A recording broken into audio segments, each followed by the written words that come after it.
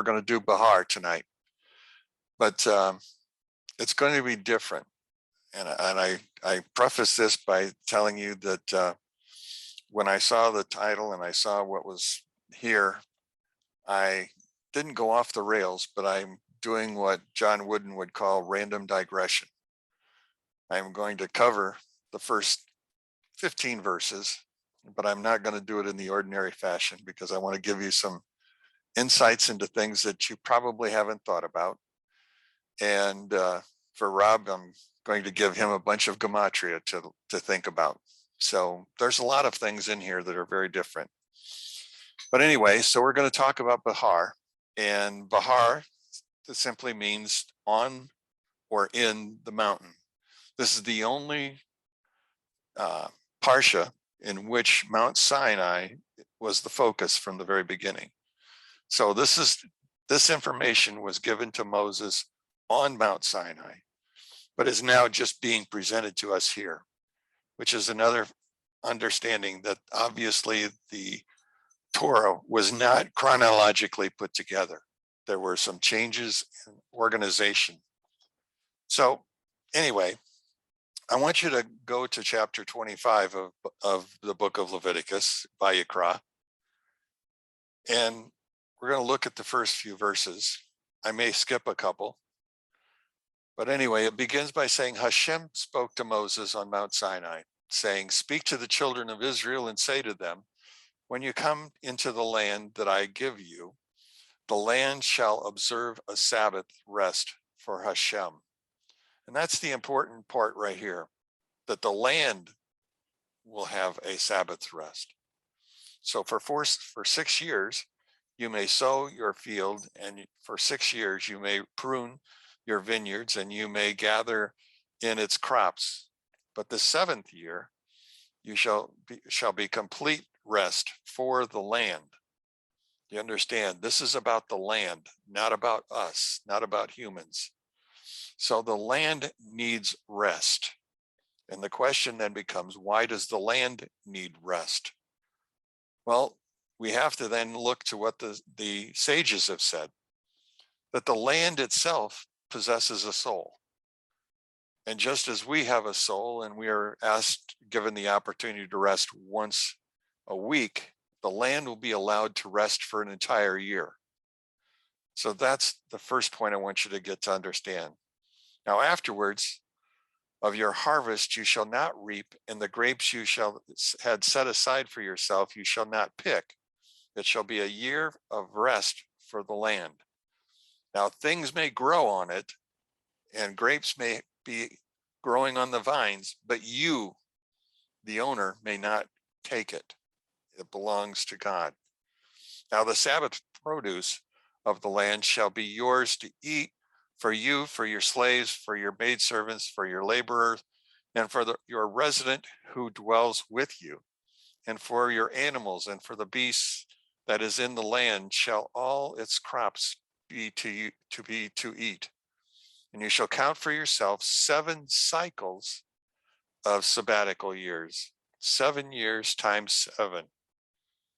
The years of the 7 cycles of the sabbatical years shall be for you 49 years, and you shall sound a broken blast on a shofar. And in the 7th month, on the 10th day of the month, 7th month, 10th day of the month, what day would that be? Yom Kippur. So on Yom Kippur, the Day of Atonement, you shall sound the shofar throughout your land, and you shall sanctify the 50th year and proclaim freedom throughout the land for all its inhabitants. And it shall be the Jubilee year for you, and you shall return each man to his ancestral heritage, and you shall return each man to his family. Each shall be a Jubilee year for you. This is the 50th year. And you shall not sow, you shall not harvest after its aftergrowth, and you shall not pick what is set aside of it for yourself. For it is a Jubilee year, and it shall be holy to you. From the field you may eat its crops. It is the Jubilee year that you shall return each man to his ancestral heritage. That goes on.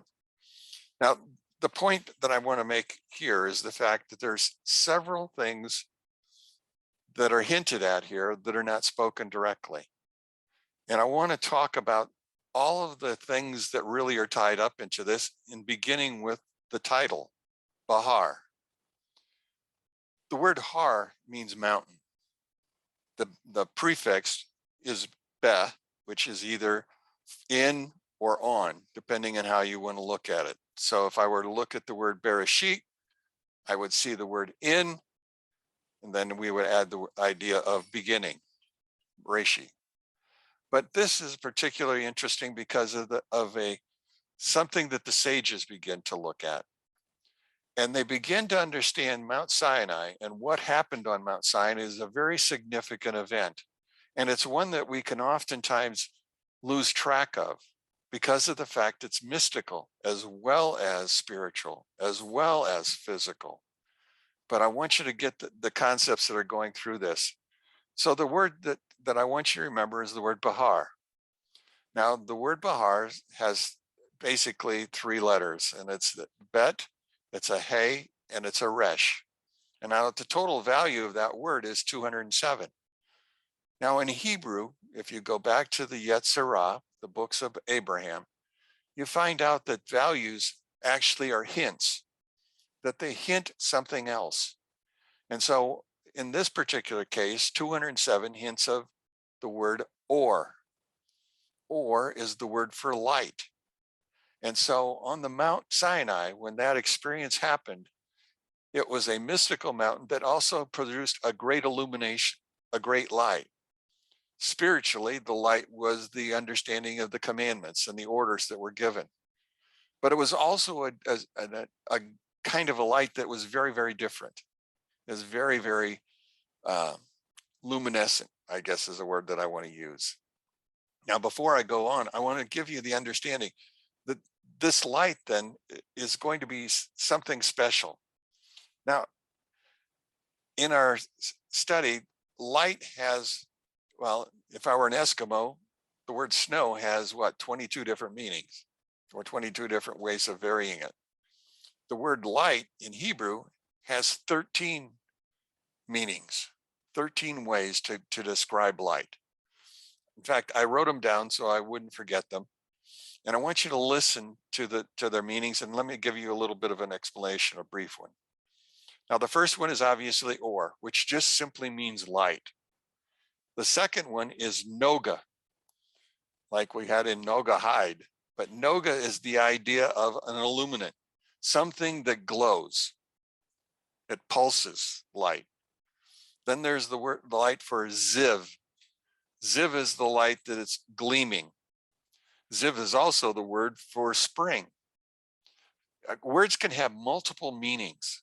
And so you have to parse out as you're going through and try to understand all of the variations that are there. The next word I'm thinking of is hashmal. Now, if you read Ezekiel, the first chapter, it talks about hashmal. It's the fire that Ezekiel sees in the sky. Now, the fire itself is amber in color, but it also is in Israel today, hashmal is the word for electricity. So you get the idea that it's a stream. It's an ongoing activity. The next word is the word yachar. Now, yachar means precious, and it also means brilliant. So when you think of a precious stone, you think of it being as brilliant in the night sky. The next word is bahok or bohak, which means a sheen of light. Now, beyond that, we go to another word called zarach. Zarach is talking about the idea of shining. Then halal, which is talking about, again, glowing light. Now, the next ones are very interesting because I want you to hear the har. I want you to hear the mountain in the word. The first one is sohar. Sohar is the idea of light.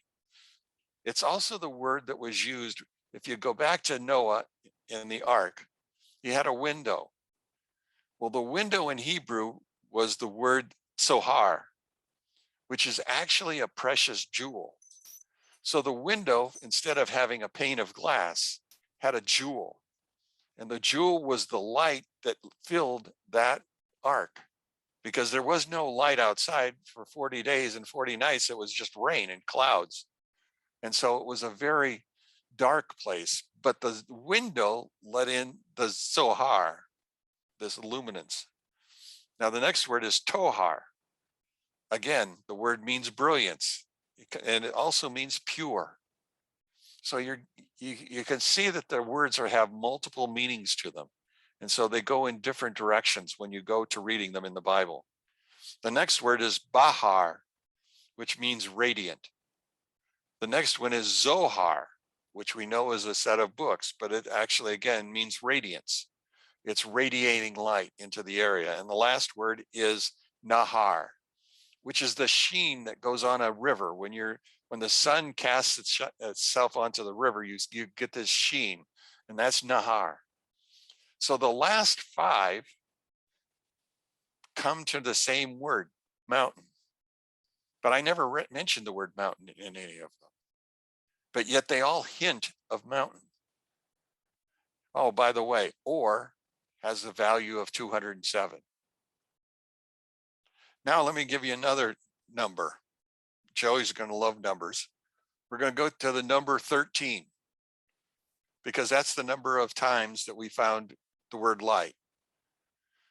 If you have that same concept in your mind, you're going to find out that if you go to the book of Exodus, chapter 34, verses 6 and 7, you find out that God lists for us 13 attributes, hinting back to light, hinting back to illumination, hinting back to who he was, energy.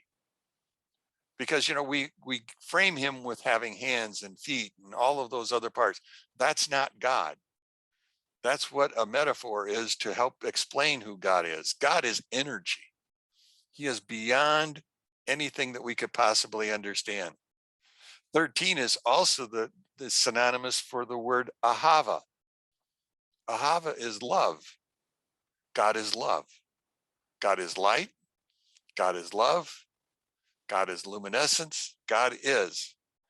And so we have lots of different ways that we can see God in the very beginning.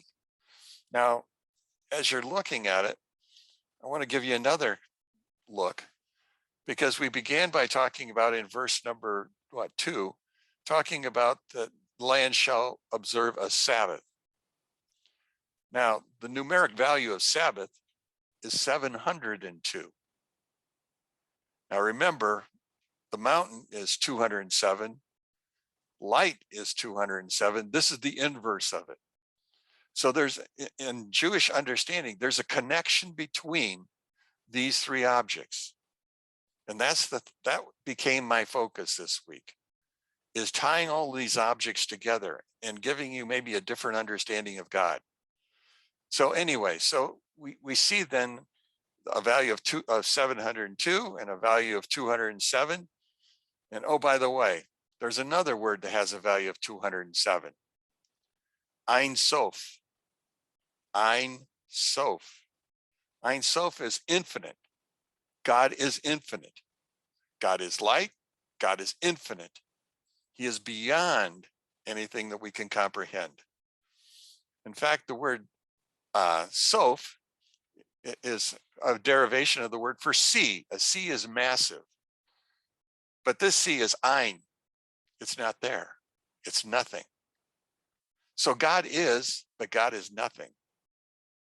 Understand? God is different than we've ever pictured him. I would think many of you have pictured him. So anyway, we've got this understanding. It teaches us that God's infinite light is most accessible to those on Shabbat. Do you see the tie there? The light is more accessible, this Ein Sof, on Shabbat. And they begin to build their picture. Now we have to remember that the Jews tell us there are 32 gates of wisdom, 32 ways to glean into God. The first 10 are numbers. And they're also the word Sephra or Sephrot. Sephra means to count. This whole parsha, this section, is about counting. So now we have counting, we have Shabbat, we have Ein Sof, we have Or, we have mountains. All of them are going to be tied together again, over and over again.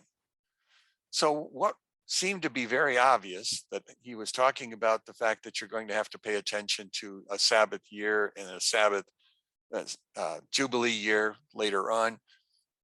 This is more than that. He's giving us a picture of lots of things at the same time. The Bible is built word upon word, line upon line, precept upon precept, here a little, there a little. The whole word of God is built. The only problem is we oftentimes don't, we as Christians, old Christians, now B'nai Noach, find ourselves locked into the English words. And when we locked ourselves into the English language, we've lost a lot of the meaning that God had already put into it, because you see, God was the author of all of this. This is not my writing or reading. This is what the sages have said. This is what I'm giving to you, is what comes from them. One of the great writers today is Rabbi Yitzhak Ginsburg, who does a lot of this. I'm puny at it. He's very good at it. We're going to talk about time. And as I was showing Rob, some of what I've got came from the book called Becoming a Master of Time, which deals with how one actually goes about their day. How do you really fill your day? What is it about? But anyway, this is by Avraham Trugman. For those, you don't have to buy the book.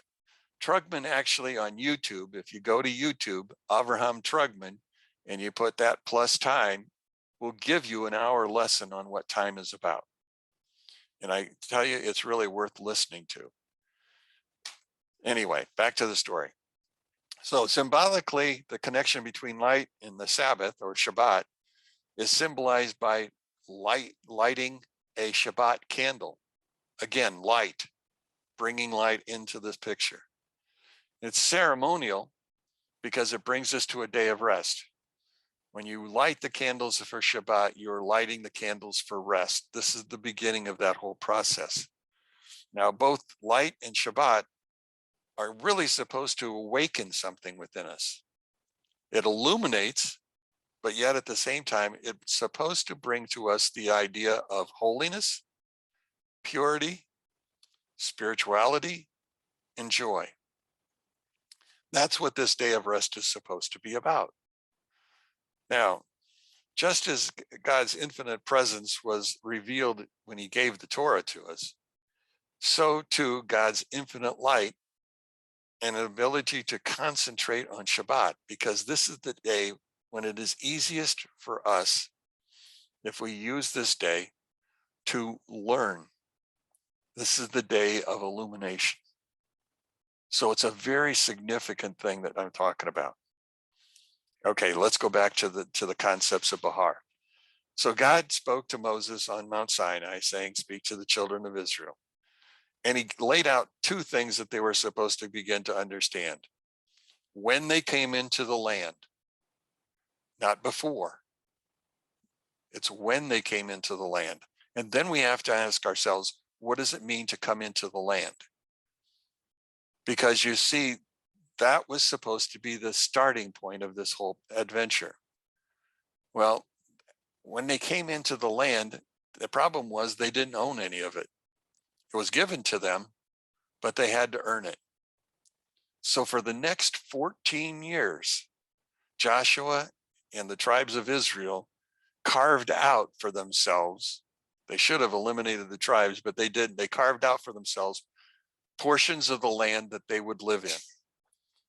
At the end of that 14th year, that began the clock for Shabbat, for the land.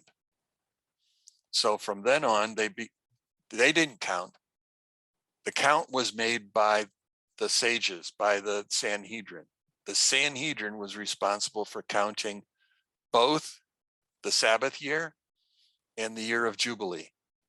That was their responsibility. Man's responsibility was always to count by days. God didn't want to confuse us. We were responsible for counting days, not any of the other. Now, as the Zohar says, Shabbat becomes the day of the soul. That's the day the soul rests and is refreshed. Now, when taken one step further, I want to go from the idea of physicality to the idea of spirituality and to the idea that the land was spiritual also. Now remember, God gave them the land, but the land was not really theirs. God still owned the land. They became partners with him in that process. And that goes back to the Garden of Eden. In the Garden of Eden, God did not give the garden to Adam. He told him to tend the garden, but he didn't give him the garden. In other words, it was a process whereby the image of man was to be the image of God. So we were to be co-workers with God. That was the intention back in the garden. That's the intention of what God is doing here with the Israelites in the land. They are co-working at this point in time, all right? Now, the realization is, well, on the mountain was very tangible. There was smoke, there was fire, there was hail. Everything possible was going on that mountain while the people were standing below. Now, in that whole process, it talks about the fact that there was fire and it was full of smoke. Well, I've talked about it before, I think, but I'm not sure with this group. And it talked about the idea of a smoking mountain. The word here is Har Ashan. Har is mountain. Ashan is the word for smoke.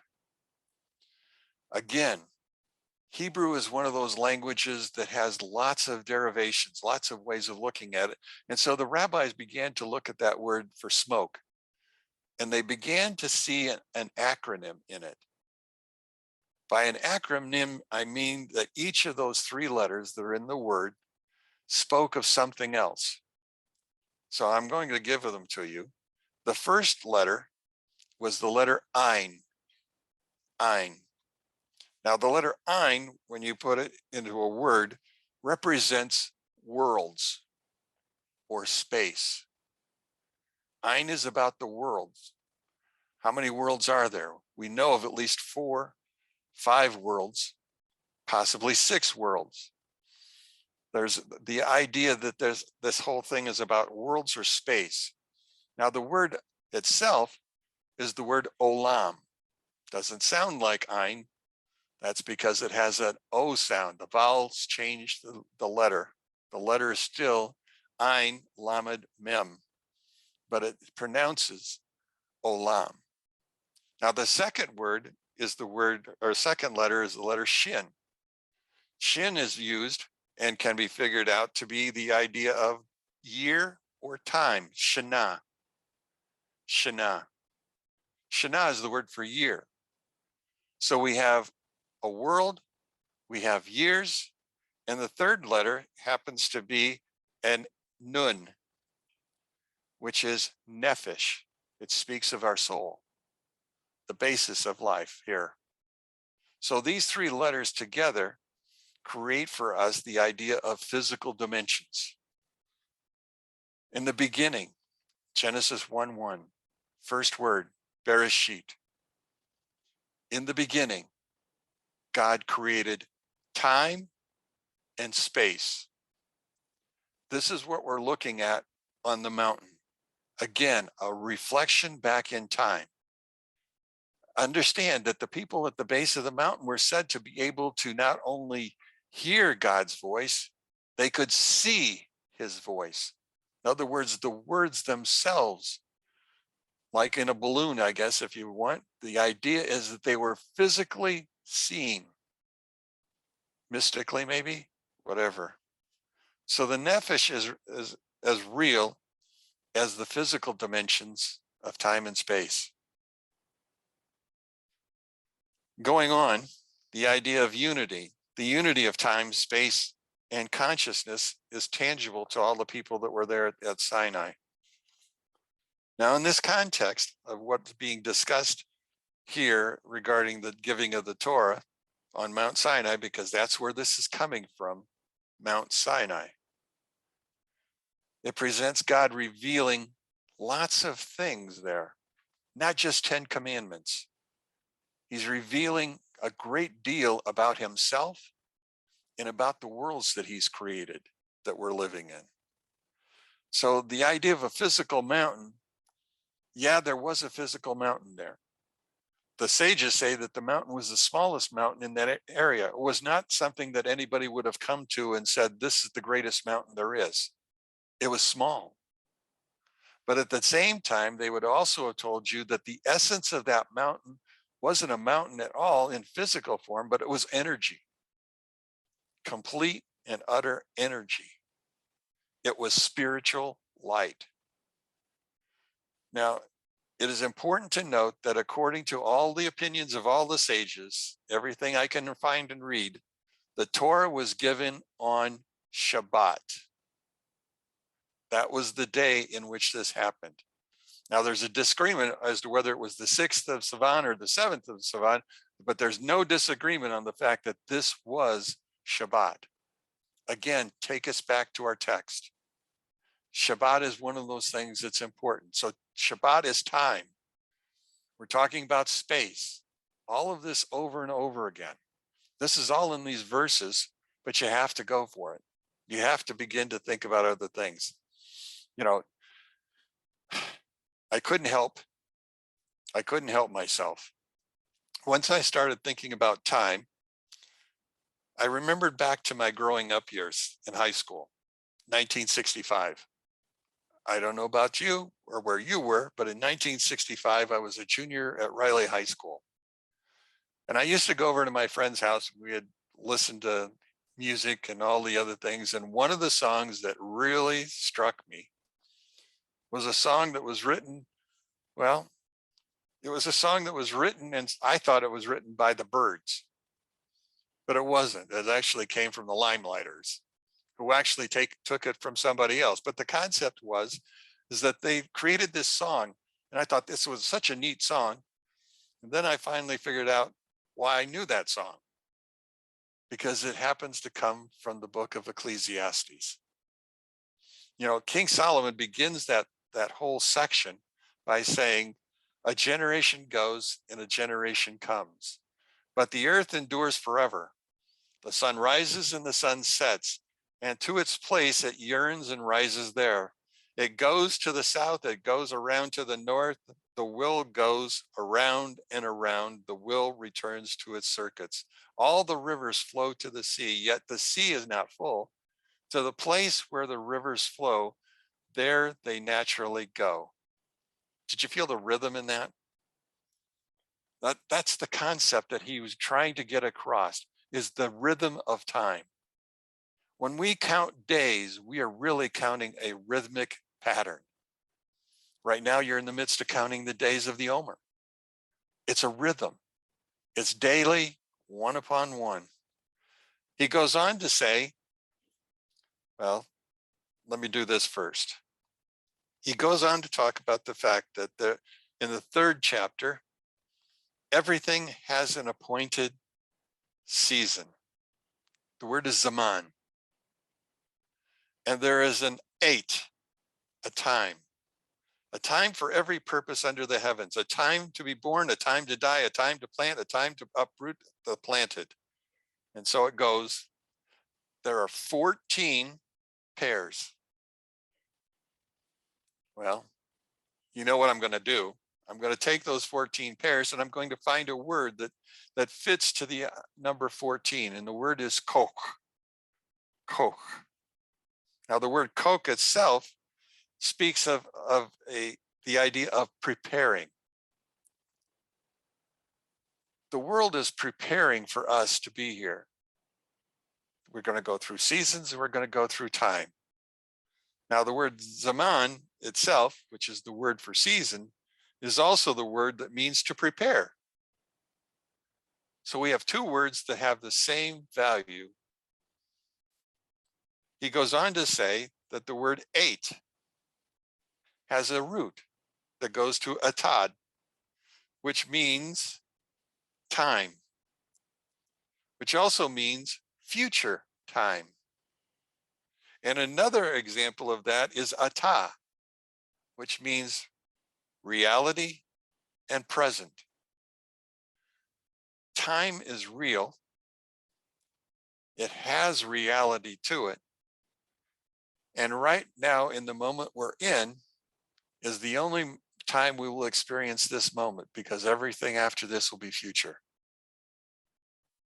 Now, the concept of 28 is kind of interesting too, because you see, when I read in the beginning, God created the heavens and the earth, I find that there are 28 letters, just like there are 28 ideas here. But that's nothing, because also 28 is the first line of the giving of the 10 commandments. Now, no commandment is actually stated, because it begins by saying, God spoke all of these words saying. Took 28 letters. 28 has significance. Go on. Okay, I want to go back. I want to stress something again. I want to stress the idea of the fact that what we've been reading about here and what I've been blabbering about is the idea of a mitzvah. We're supposed to honor time. Now, in this honoring of time, we find that there's something very unusual about it. Time is focused in sevens. Do you remember that? Do you think about that? There's 7 days in a week, and the week ends in Shabbat, which is the underpinning of all reality. All time focuses from this first week. Remember, that's what the first chapter is about the idea of the week. We also go from 7 days to 7 weeks. Remember the counting of the 7 times 7 weeks, the counting of the Omer. If you're going to the festivals, if you went to Pesach and you went to Shavuot, and you went to Sukkot, you would do that in 7 months. And if you were counting years, you would count sabbatical years. 7 years to be a sabbatical year. And if you were counting 7 cycles of sabbatical years, you come to the Jubilee year, which is the other thing that we read about. Now, if you're going to continue counting, you're going to count 1,000 years. That's the millennium. And according to the rabbis, we've gone through 5+ millennia, soon to end this millennia, and begin the 7th millennia, in which, again, time stops as we would recognize it here, and we move into what's called the Messianic era. Now, time goes beyond this. The last way that the Jews recognize time, or the Israelites recognize time, is 50,000 jubilees, which symbolizes eternity.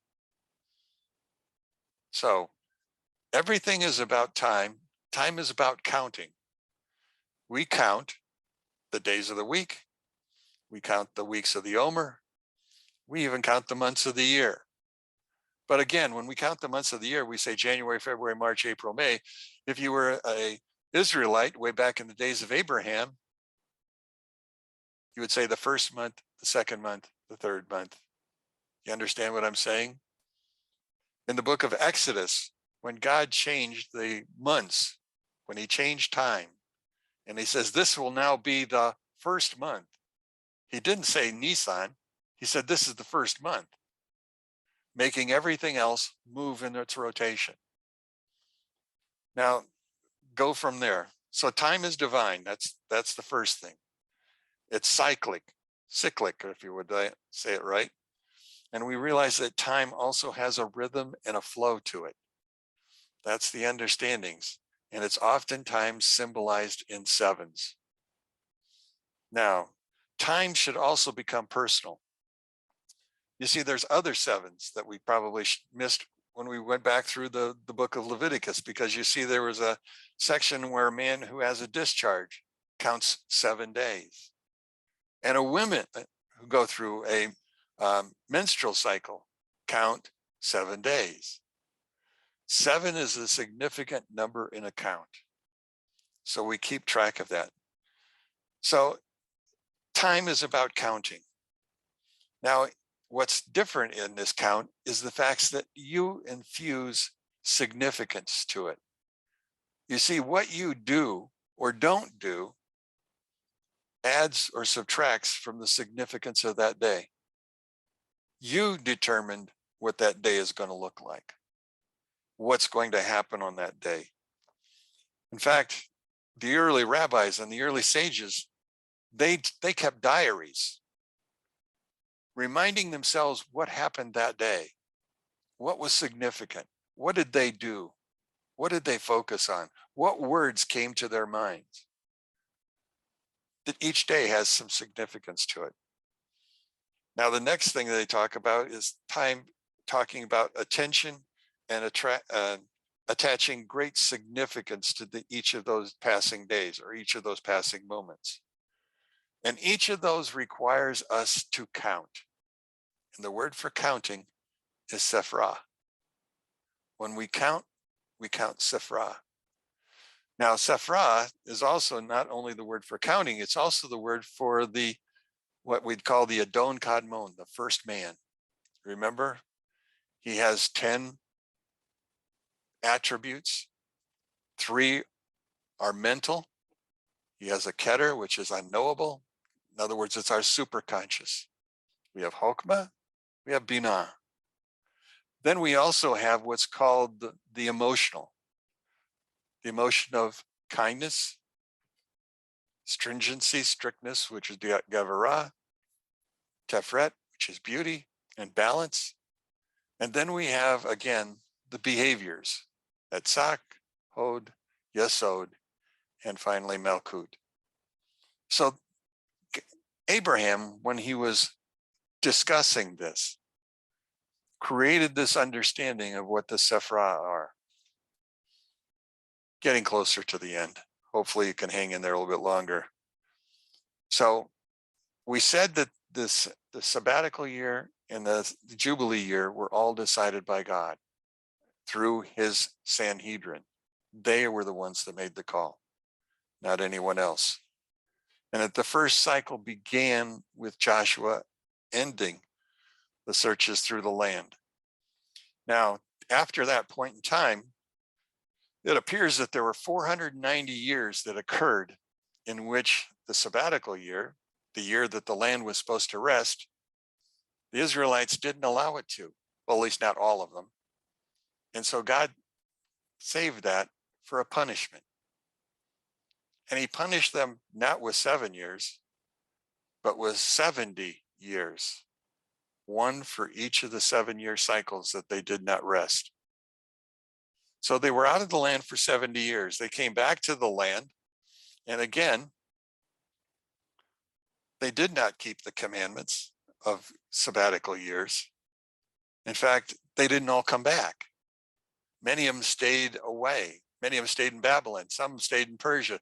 And then the ones that had already been moved to the north, the Ukraine today. Remember all of the flights that are going from there. John Hagee has organized multiple flights getting the Jewish people out of the Ukraine and down to Israel. Now, all of that goes on to say then the land itself was not resting. Not only was it not resting, but it was not resting for the 50th year either. Because you see how dangerous it is. You understand that you get to plant for 6 years and that's all yours. But the 7th year, you can't plant. That's whatever comes up belongs to everybody. But then the Jubilee year next year is the same way. So whatever you got on the 6th year had to last you through the 7th year, through the 50th year, and several months until the plants began to grow and you could harvest again. How many were willing to trust God for that? Count. Now, according to my understandings, there was a counting that was done and is being done. That counting says that at this particular moment, we are at the end of 826 Shemitahs, sabbatical years, 826. Now that's because they counted from the very first year and kept going. Not that they honored it, but they just kept counting it, which led to an interesting thing I found in the Talmud, in the book called Megillah 17b. It says, the Rava, since there is a tradition that the Jewish people are destined to be redeemed in the 7th year of the sabbatical cycle, in the 6th year of the sabbatical cycle, in the days of the arrival of the Messiah, heavenly sounds, kolot, rumors of war, will be heard. Now in the 7th year, there will be wars. But upon the conclusion of that 7th year, in the 8th year, the son of David, the Messiah, will come. Now, here's the teaser. According to many of the Messiahs, this is the time, this is the cycle. In fact, we are in the sabbatical year. So if we're in the sabbatical year, is this the year of wars? And if this is the year of wars, is next year the year of the Messiah? Question. Anyway, that's all I got to share with you. Hopefully you got all those numbers in your head. You can't lose any of them. If you want, if you give me your email address, I will mail you copies of my notes so that you actually have them. And hopefully they'll make more sense and you'll have a chance to go through it. But that was 40 minutes. Hopefully your seat of endurance was able to handle that. But anyway, so anybody got any thoughts?